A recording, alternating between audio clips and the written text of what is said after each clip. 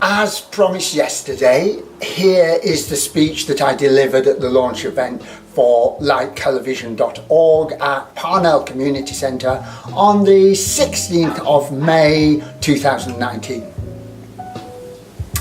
Thank you, Jules. My task is to capture a sense of what Lightcolourvision.org is all about for me personally, but also the importance that we both attach to it. As Tony Benn, one of my personal heroes, once said, every generation must fight the same battles again and again. There's no final victory, but there's no final defeat. I was born in 1950, just 4 years after the end of the Second World War. By the time it was all over, 80 million people had perished.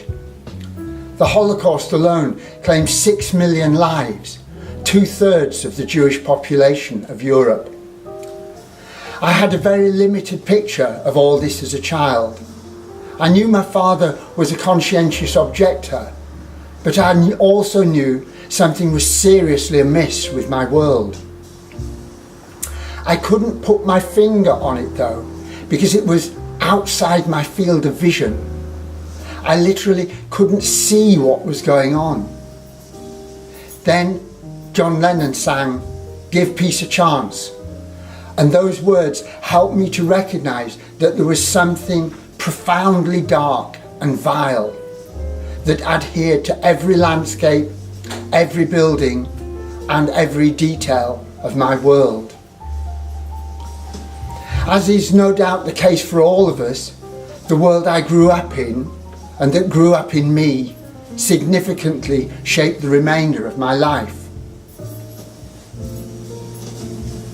All this explains why growing up and learning and the tools young minds need to make sense of themselves and their world is so important to me. But what are those tools? Skills to look beyond what is obvious and beyond how things seem. Power to see for ourselves. Abilities to decode the images and views of the world that we're presented with. Understanding of the profound degree to which sight and vision frames not just what we see, but also what we understand of the world. How to see more and how to see things differently. The power of imagination that enables us to entirely reinvent the world.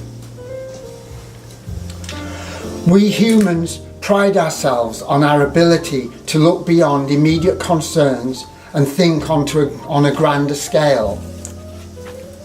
While other creatures preen for mates and build nests just as we do, only humans ponder the nature of life, explore our place in the universe, and are troubled by what kind of world the next generation will live in.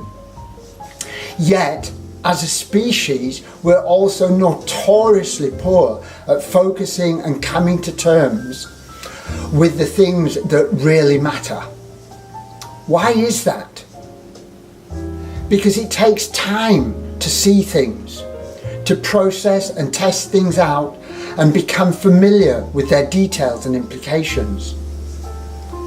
But there are three contemporary challenges that we are all beginning to recognise and which now galvanise us in one way or another. Human population, climate change, and the natural environment.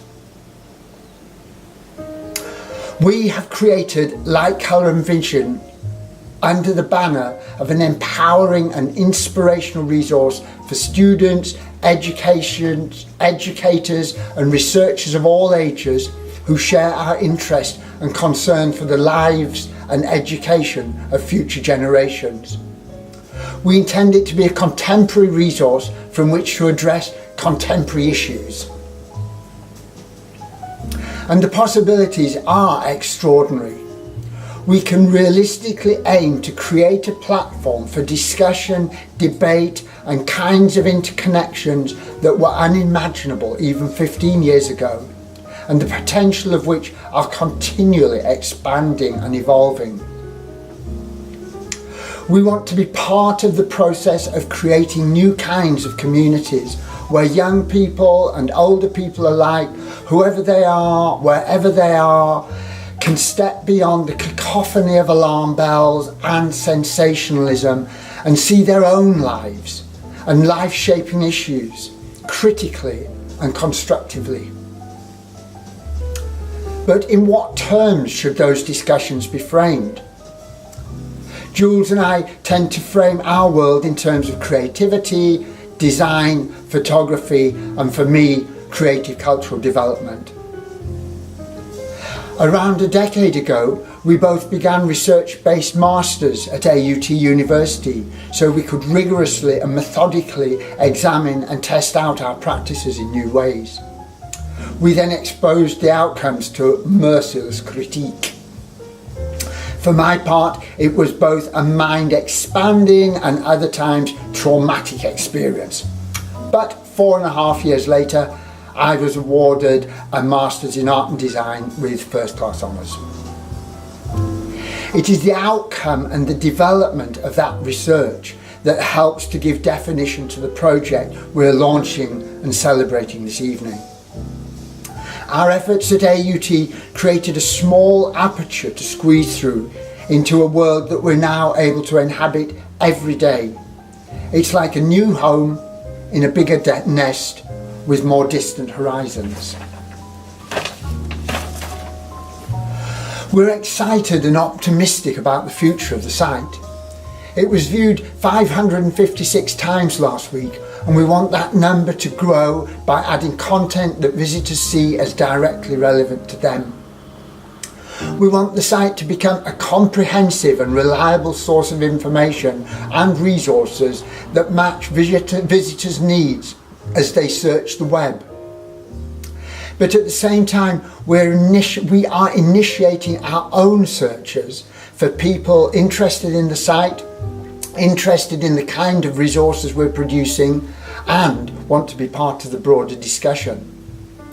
So, in terms of content, we've started off with a family of around 200 closely interconnected terms and concepts, and we're building on them every day. We've produced around 400 pages of text and images so far that create our first picture of the role of light and colour in vision and build towards a comprehensive description of the act of seeing. At the same time, we've written and are in the process of publishing a series of articles that extend the discussion in new and nuanced directions. It is a massive project, but we believe it is profoundly relevant to all of our lives.